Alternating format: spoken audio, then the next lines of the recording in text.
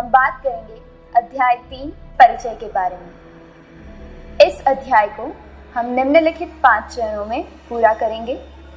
इस अध्याय में सबसे पहले हम बात करेंगे योग के लक्ष्य व उद्देश्य के बारे में। तत्पश्चात हम योग का परिचय लेंगे और उसका अवलोकन करेंगे। उसके बाद हम योग के कुछ आसनों का विस्तार से बिंदुवार स्पष्टीकरण करेंगे और सबसे आखिर में निष्कर्ष और उसके बाद इस विषय में कुछ प्रश्नोत्तरी चर्चा करेंगे। तो आइए अब देखते हैं कि योग का उद्देश्य क्या है। योग एक अनुशासित विधि है जिसका उपयोग किसी लक्ष्य को पाने के लिए किया जा सकता है। इस अर्थ में योग की शारीरिक मुद्राएं स्वास्थ्य समस्याओं को कम करने, तनाव को कम करने और रीढ़ को कोमल बनाने के लिए की जा सकती है। योग का उपयोग एक भौतिक चिकित्सा के रूप में भी किया जा सकता है। अब हम देखेंगे कि योग का परिचय क्या है। योग शारीरिक, मानसिक और आध्यात्मिक विषयों के लिए गतिविधियां हैं जो प्राचीन भारत में उत्पन्न हुई थी। यूएनओ संयुक्त राष्ट्र संघ ने 21 जून को अंतर्राष्ट्रीय योग दिवस घोषित किया है। योग रोगों की रोकथाम और स्वास्थ्य को बढ़ावा देता है। अब हम बीमारियों को ठीक करने और अच्छे स्वास्थ्य को बनाए रखने के लिए कुछ योगासन देखेंगे। इसके उपरांत हम देखेंगे सबसे पहले पद्मासन। यह आसन के चलचित्र आपकी स्क्रीन के ऊपर मौजूद है। अब हम देखेंगे कि इस आसन को किस प्रकार किया जाता है। पद्मासन करने के लिए सबसे पहले किसी समतल जमीन पर मैट या आसन बिछाएं और उसके ऊपर बैठ जाएं। तत्पश्चात अपने दाहिने पैर के पंजे को अपने बाएं पैर की जांघ पर रखें। उसके बाद बाएं पैर के पंजे को दाहिने पैर की जांघ पर रखें।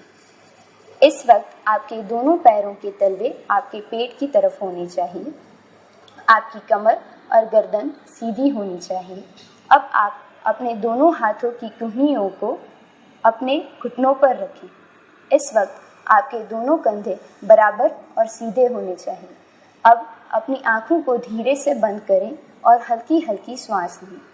इस आसन को पुनः इस प्रकार पांव बदल कर भी किया जा सकता है।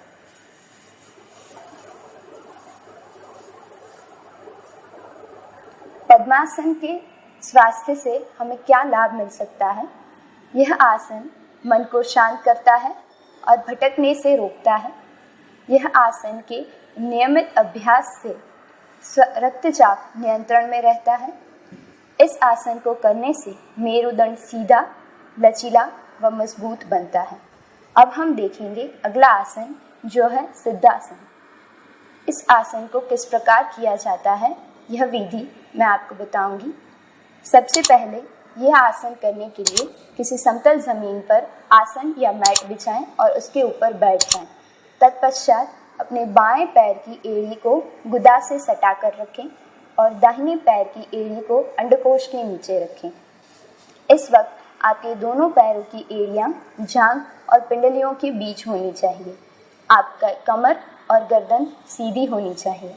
अब आपके दोनों हाथों की कुहनियों को घुटनों पर रखें और आंख बंद करें और सामान्य रूप से सांस लेते रहें। अब हम देखेंगे कि सिद्धासन के उपयोग से हमें क्या लाभ मिल सकता है। इस आसन के उपयोग से पाचन क्रिया नियमित बनती है। श्वास रोग, हृदय रोग, जीर्ण ज्वर, अजीर्ण, अतिसार और शुक्र दोष में लाभ मिलता है। पद्मासन के उपयोग से जो लाभ मिल सकते हैं वो लाभ सिद्धासन के अभ्यास से भी मिल सकते हैं। अब हम देखेंगे कि अगला आसन जो है ज्ञान मुद्रासन। यह आसन करने के लिए सबसे पहले किसी सुविधाजनक आसन में बैठ जाएं। दोनों तर्जनी उंगलियों को इस प्रकार मोड़ें कि उनका स्पर्श अंगूठे के आधार से हो। दोनों हाथों की अन्य 3 उंगलियों को इस प्रकार सीधा रखें कि वे एक दूसरे से अलग और शिथिल रहें। हाथों को घुटनों पर इस प्रकार रखें कि हथेलियां नीचे की ओर रहें। हाथों और कंधों को अब आराम दें। अब हम देखेंगे कि ज्ञान मुद्रा से हमें क्या स्वास्थ्य लाभ मिल सकते हैं। ज्ञान मुद्रा ध्यान लगाने में मदद करती है। यह आसन के नियमित अभ्यास से निराशा, उत्साह की कमी और रचनात्मकता में बेहतरीन लाभ मिल सकता है। यह मुद्रा श्वसन संबंधित बीमारियों को दूर करता है। यह मुद्रा के नियमित अभ्यास से मांसपेशियां मजबूत बनती हैं।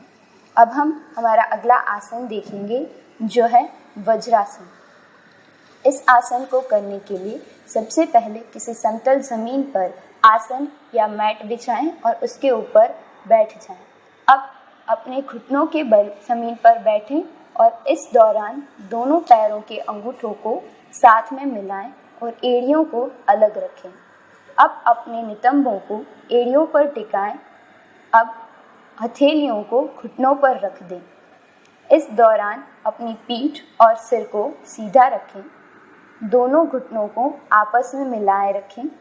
अब आंखें बंद कर लें और सामान्य रूप से सांस लेते रहें।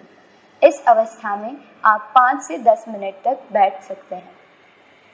वज्रासन से हमारे शरीर को क्या फ़ायदे मिल सकते हैं? इस आसन का नियमित रूप से अभ्यास करने से पाचन ठीक होता है और कब्ज की समस्या दूर होती है। बेहतरीन पाचन होने से एसिडिटी और अल्सर जैसे रोगों में मदद मिलती है। यह आसन पीठ को मजबूत बनाता है। अब हम देखेंगे कि अगला आसन है जो है धनुरासन। यह आसन कुछ इस प्रकार किया जाता है। इस आसन को करने के लिए पहले किसी समतल जमीन पर दरी, चटाई या मैट बिछाकर पेट के बल लेट जाएं। दोनों पैरों के घुटनों को मोड़कर एड़ियों को कूल्हों पर टिकाएं। अब हाथों से अपने टखनों को पकड़ लें। जितना हो सके अपनी जांघों और छाती को ऊपर उठाएं। यह है धनुरासन की मुद्रा। 30 से 60 सेकंड के लिए इस मुद्रा में रहें। आसन से बाहर निकलने के लिए सारे स्टेप्स को विपरीत क्रम में करें। अब हम देखेंगे कि धनुरासन से हमें क्या स्वास्थ्य लाभ मिल सकते हैं। यह आसन के नियमित उपयोग से पाचन अंगों की कार्यकुशलता में बढ़ोतरी होती है। यह आसन के अभ्यास से रीढ़ की हड्डी को सही आकार देने में मदद मिलती है। यह आसन बाजुओं और मांसपेशियों को मजबूत बनाता है। अब हम देखेंगे हमारा अगला आसन जो है चक्रासन। इस आसन को करने के लिए सबसे पहले किसी स्वच्छ और समतल जमीन पर चटाई या आसन बिछाएं और उसके ऊपर पीठ के बल शवासन की स्थिति में लेट जाएं। फिर दोनों पैरों के बीच 1 से 1.5 फीट का अंतर बनाएं तथा पैरों के तलवों और एड़ियों को जमीन से लगाएं। अब दोनों हाथों की कुहनियों को मोड़कर हाथों को जमीन पर कान के पास इस प्रकार लगाएं कि उंगलियां कंधों की ओर तथा हथेलियां समतल जमीन पर टिक जाएं। पैरों और हाथों को सीधा करते हुए कमर, पीठ तथा छाती को ऊपर की ओर उठाएं। सिर को कमर की ओर ले जाने का प्रयास करें तथा शरीर को ऊपर करते समय सांस रोक कर रखें। शुरुआत में इस आसन को 15 सेकंड तक करने का प्रयास करें। अभ्यास अच्छे से हो जाने पर 2 मिनट तक कर सकते हैं। कुछ समय पश्चात शवासन की स्थिति में लौट आएं। अब हम देखेंगे कि चक्रासन से हमें क्या स्वास्थ्य लाभ मिल सकते हैं। यह आसन करने से रक्त का प्रवाह तेजी से बढ़ता है। यह आसन के नियमित अभ्यास से पाचन शक्ति बढ़ती है। पेट की अनावश्यक चर्बी कम होती है। यह आसन के नियमित अभ्यास से शरीर की लंबाई बढ़ती है। अब हम जाते हैं हमारे अगले आसन की ओर जो है सर्वांगासन। यह आसन को करने के लिए सबसे पहले किसी समतल जमीन पर आसन या मैट बिछाएं और उसके ऊपर कमर के बल सीधे लेट जाएं। हाथों को सीधा पीठ के बगल में जमे पर टिका कर रखें। सांस अंदर लेते हुए दोनों टांगों को उठाकर अर्ध हलासन में आए। कोहनियों को जमीन पर टिकाए हुए दोनों हाथों से पीठ को सहारा दें। इस मुद्रा में 1 से 2 सांस अंदर और बाहर लें और यह पक्का कर लें कि आपका संतुलन सही है। अब धड़ और टांगों को उठाकर बिल्कुल एक सीध में कर लें। दृष्टि को नाक पर केंद्रित करें। अगर आपको यह करने में दिक्कत होती हो तो संतुलन बनाए रखें और दृष्टि को नाभि पर भी केंद्रित कर सकते हैं। अपनी क्षमता के मुताबिक 60 से 300 सेकंड तक इस मुद्रा में रहें और फिर धीरे से नीचे आएं। शुरुआत में कम देर तक 30 सेकंड भी पर्याप्त है और धीरे धीरे समय बढ़ाएं।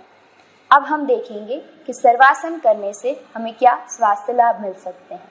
सर्वासन करने से महिलाओं को विशेष लाभ मिल सकता है, क्योंकि महिलाएं पुरुषों की तुलना में ज़्यादा स्वास्थ्य समस्याएं से जूझती हैं।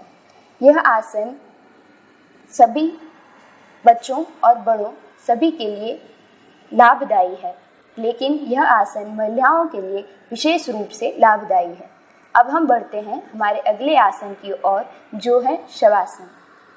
इस आसन को करने के लिए हल्का सा हाथों से ज़मीन को दबाते हुए और सांस अंदर लेते हुए रीढ़ की हड्डी को लंबा करने की कोशिश करें।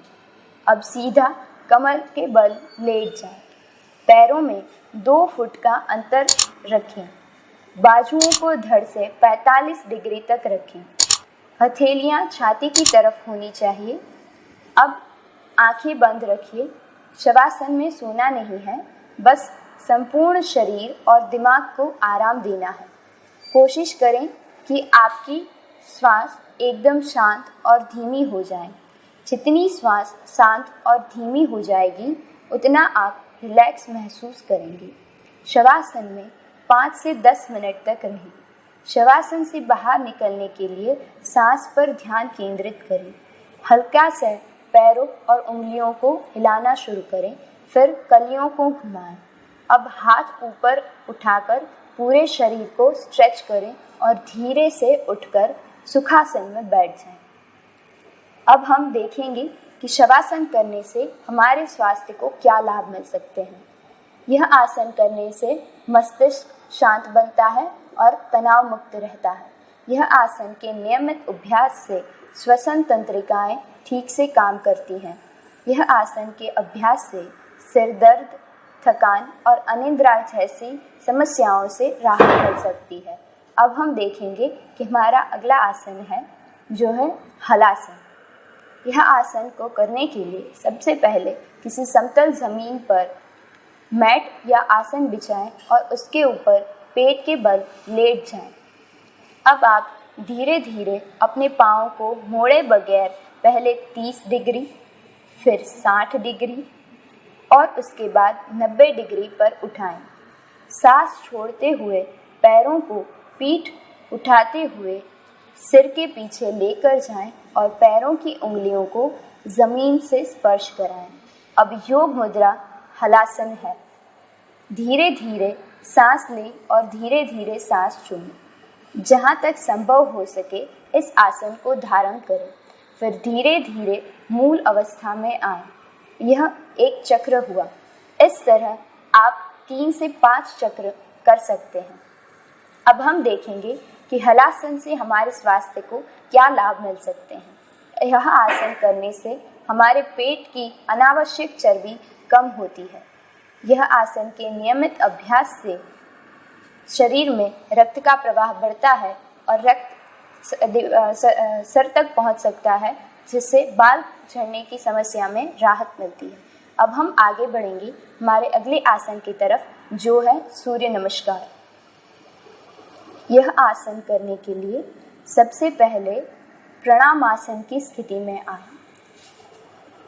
इस आसन को करने के लिए सबसे पहले अपने दोनों हाथों को अपनी छाती की तरफ प्रणामासन में जोड़ के रखें। अब उसके बाद हस्त उत्तनासन की स्थिति में आएं।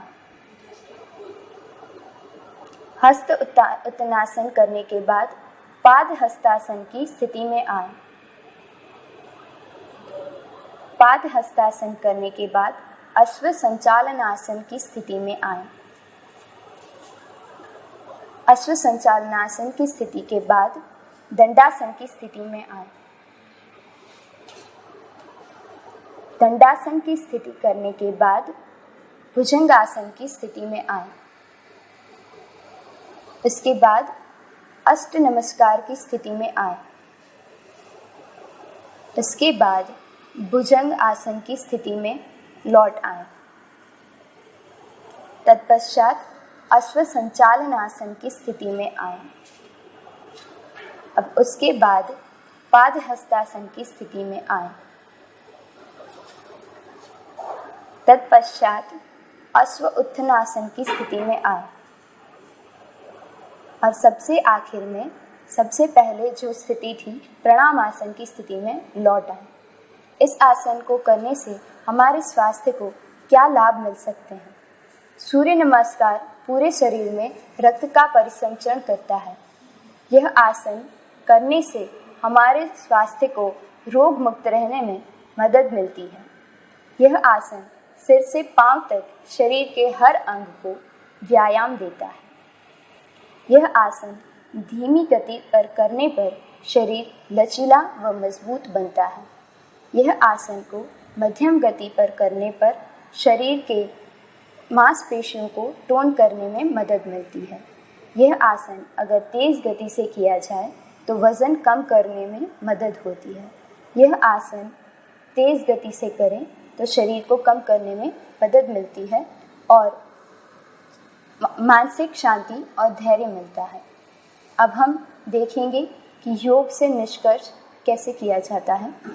योग एक ऐसा विषय है जिसे बौद्धिक रूप से देखा जा सकता है और कुछ उपयोगी और लाभकारी विचारों को आत्मसात किया जा सकता है। संस्कारों के स्वरूप को बदलने वाले कुछ दृष्टिकोण को अपनाकर योग को आत्मसात किया जा सकता है। योग को आश्रम के वातावरण में रहने और एक ही समय पर शारीरिक, मानसिक और आध्यात्मिक आयामों के बारे में जागरूक करने की कोशिश की जा सकती है। सबसे आखिर में हमने पूरे योगाभ्यास को प्रश्नोत्तरी के रूप में चर्चा करेंगे। इसमें हम सबसे पहले देखेंगे कि अंतर्राष्ट्रीय योग दिवस कब मनाया जाता है। इसके बाद सूर्य नमस्कार में कुल कितने चरण होते हैं और सूर्य नमस्कार से होने वाले लाभ के बारे में बताएं। अब उसके बाद हम देखेंगे पाचन में लाभदायी आसन कौन कौन से हैं और सबसे आखिर में हम देखेंगे योग की विशेषताएं बताएं। धन्यवाद। जय हिंद, जय भारत।